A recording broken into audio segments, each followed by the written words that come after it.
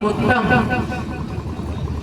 अगर परमात्मा की रचना को संरचना को देखा जाए तो वो मानव देह है, ये मनुष्य शरीर है जो इस जीव को उपलब्ध हुई है।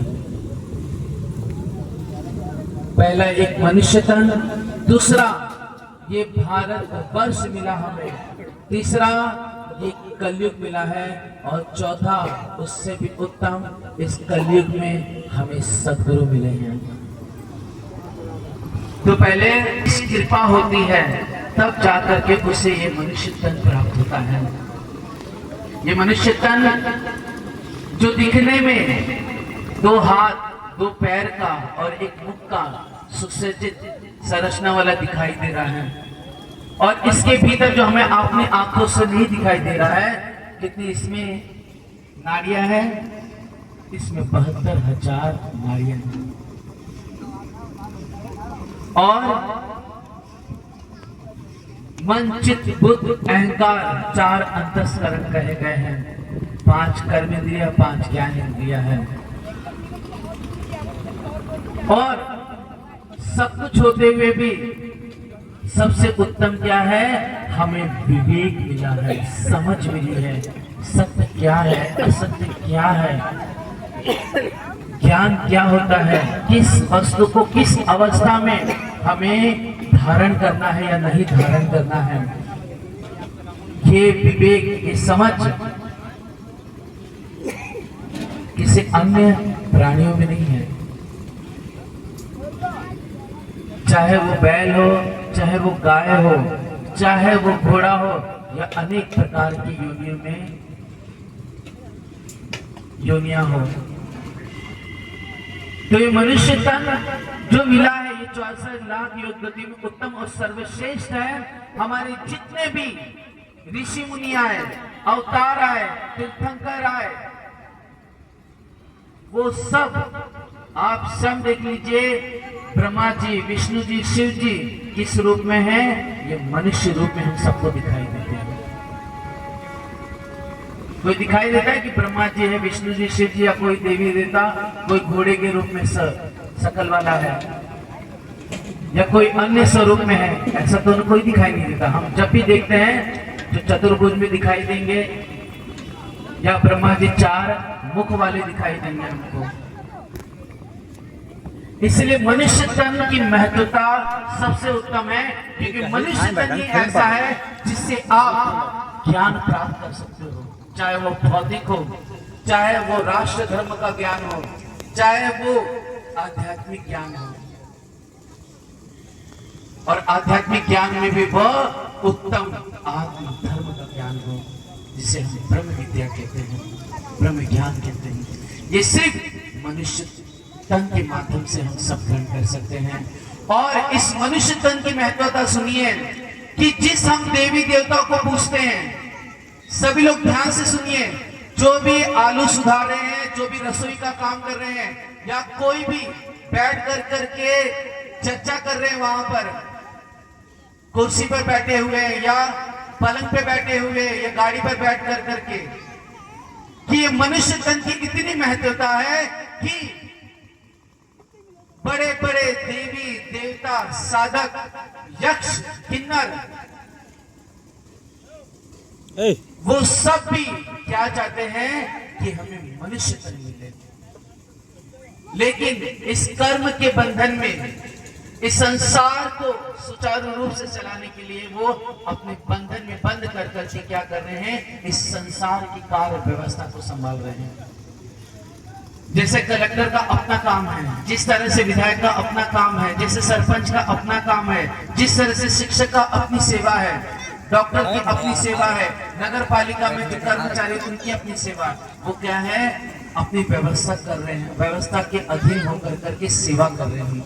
वैसे देवी देवता भी अपने कर्म के अधीन होकर करके इस संसार की व्यवस्था में लगे हुए हैं। और किसके लिए? विशेष सिर्फ मनुष्य के लिए। सोचिए, जब श्रीमद् भागवत कथा राजा परीक्षित को सुनानी थी, तो उस समय सुखदेव महामुनि के पास देवी देवता पहुंचे थे और क्या कहा था कि अमृत का वो कलश, वो घड़ा हम ले आए, आप आप राजा परीक्षित को दे दीजिए, लेकिन जो भागवत रूपी, जो अमृत रूपी कथा है वो हमें श्रवण करा दीजिए। लेकिन सुखदेव महामुनि ने वो कथा देवताओं को भी सुनाई। कहा कि तुम्हारा घड़ा तुम लेके चले जाओ। और राजा परीक्षित उनके साथ बैठे हुए जितने ऋषि मुनि ज्ञानी तपस्वी योगी और जितने भी वहां के राज्य के आए हुए थे, वो सब मनुष्य ने, ऋषि मुनि ने, तपस्वी ज्ञानी ने वो कथा सुनी। सोचिए, जिसका जो कथा, जो अमृत का घड़ा, सोचिए समुद्र मंथन में लेकर के देवता भागे और कितना महासंग्राम, महायुद्ध हुआ। वो देवी देवता सोचो सिर्फ भागवत की कथा सुनने के लिए लेकर आ गए थे। क्योंकि हे प्यारे सुंदर साथ जी, हे धर्म प्रेमी सज्जनों, ये जो ज्ञान चर्चा है, जो ब्रह्म ज्ञान की चर्चा है, वो अति उत्तम, इस दुनिया में सब सर्वोत्तम सर्वश्रेष्ठ है। इस दुनिया में अनेक यज्ञ है, द्रव्य यज्ञ है, नर यज्ञ है, देव यज्ञ है, पितृ यज्ञ है, स्मार्त यज्ञ है, और भी कितने अनेक यज्ञ कहे गए हैं। लेकिन उन यज्ञों में सर्वोत्तम और श्रेष्ठ यज्ञ है वो ब्रह्म ज्ञान यज्ञ है। क्योंकि ब्रह्म ज्ञान यज्ञ वो यज्ञ है जिसके अधीन समस्त यज्ञ आके समाहित हो जाते हैं। जिस तरह से आप दिया जलाइए, 100 वाट का बल्ब जलाइए, 200 वाट का या हैलोजन जलाइए, जब सूरज उगता है तो अन्य दीपक की या ट्यूबलाइट की या बल्ब की किसी प्रकार की कोई जरूरत नहीं पड़ती। सूर्य अपने आप में तक सक्षम है कि सारे अंधकार को मिटा देता है। ऐसी ये ब्रह्म ज्ञान भी जो यज्ञ है, इससे पढ़ लेने से, इसका श्रवण कर लेने से अन्य किसी भी प्रकार से यज्ञ की कोई जरूरत नहीं पड़ती है, बल्कि सब यज्ञ इसमें समाहित। बोलो श्री प्राणनाथ प्यारे की, सदगुरु महाराज की। इसलिए कोई भी प्राणी, चाहे वो नर, चाहे वो घोड़ा हो, चाहे हाथी हो, चाहे बैल हो, चाहे वो और कोई भी हो, मत्स्य हो, कुछ भी हो, लेकिन वो क्या कोई भी बैल हो या घोड़ा हो या अन्य जानवर हो, क्या ये सीखेगा? क्या वो इसे गाएगा? क्या इससे वो पढ़ेगा, पाठ करेगा? क्या वो चर्चा सुनेगा, वो चर्चा बोलेगा? नहीं। ये सिर्फ शोभा सिर्फ मनुष्य के पास है। मनुष्य है कि इस मनुष्य है जो इस धर्मशास्त्र को, वेद का और अन्य संहिताओं का, तंत्रों का चिंतन मनन करके सत्य क्या है, असत्य क्या है, देवता कौन है, सुर कौन है, असुर कौन है, ऋषि कौन है, मुनि क्या है, और इस संसार में हम बैठ के जो चिंतन कर रहे वो असत्य क्या है, उससे एक मनुष्य निर्णय ले सकता है। किसके माध्यम से? धर्मशास्त्र और सद्गुरु की कृपा से। इसलिए मनुष्य तन सबसे उत्तम है।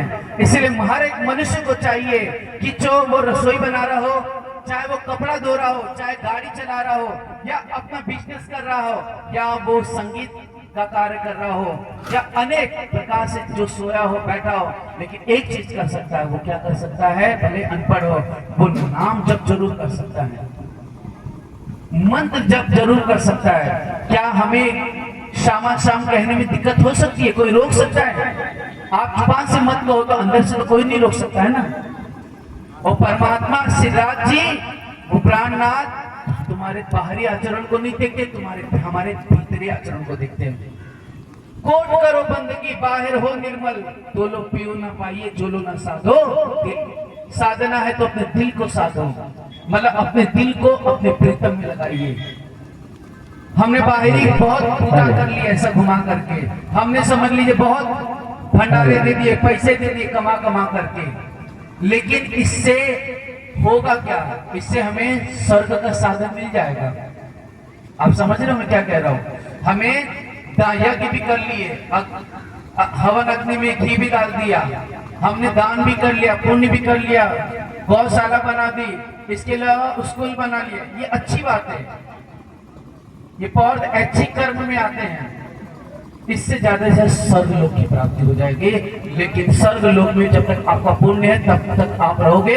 जब बैंक बैलेंस खत्म हुआ, मतलब पुण्य खत्म हुए, वापस से इस मृत्यु लोक में सबको आना पड़ेगा। और भागवत में सुखदेव महामुनि और महर्षि ऋषि व्यास जी, जिसको हम कहते हैं कृष्ण देवपाल व्यास जी, और उनकी सुपुत्र सुखदेव महामुनि, मुनियों में मुनि श्रेष्ठ सुख मुनि हुए। वो सुखदेव महामुनि क्या कह रहे हैं कि स्वर्ग लोक में आप जाते हो, स्वर्ग लोक में हम सब क्या करते हैं, अपने पिता से लिए जो भी चलेगा हम तो स्वर्गवासी लिख देते हैं। विचार करके देखिए, जब नैमित्तिक प्रलय होगा तो इस मृत्यु लोक के नीचे 7 लोक है, जैसे अतल, वितल, सुतल, तलातल, महातल, रसातल, पाताल कहते हैं। उसके बाद ये मृत्यु लोक जहाँ हम सब बैठे, इसके ऊपर पितृलोक है और इसके ऊपर स्वर्ग लोक है। जब ये 10 लोक, जब नैमित्तिक प्रलय होती है, मतलब ब्रह्मा जी का एक दिन व्यतीत होता है, तब क्या हो जाता है, ये पूरा 10 लोक लय को प्राप्त हो जाता है। तो अर्थात ये अखंड नहीं है स्वर्गलोक। अब स्वर्गलोक भी एक समय के बाद लय को प्राप्त हो जाएगा, अर्थात जलमग्न हो जाएगा। ये कैसे प्राप्त होगा, जब हम मनुष्य है, जब धर्मशास्त्र को पढ़ेंगे, चिंतन करेंगे। हम सब क्या करते हैं, पैसा आ गया, हम करोड़पति है, हम धनवान हो गए, तो चलो भागवत करा देते हैं। अरे जिस भागवत को हम सब करा रहे हैं, वो भागवत खुद तो पढ़ो। वो भागवत क्या कह रही है वो तो देखो। वो भागवत के अंदर किस परमात्मा की बात की जा रही है, कौन सच्चिदानंद परमात्मा है जिसकी पूजा करने के लिए की जा रही है, जिसका नाम जप करने के लिए कहा जा रहा है। सत्य क्या है, असत्य क्या है, पहचानो तो सही। हम भागवत करा रहे हैं और भागवत कराने के पश्चात क्या हो रहा है, हम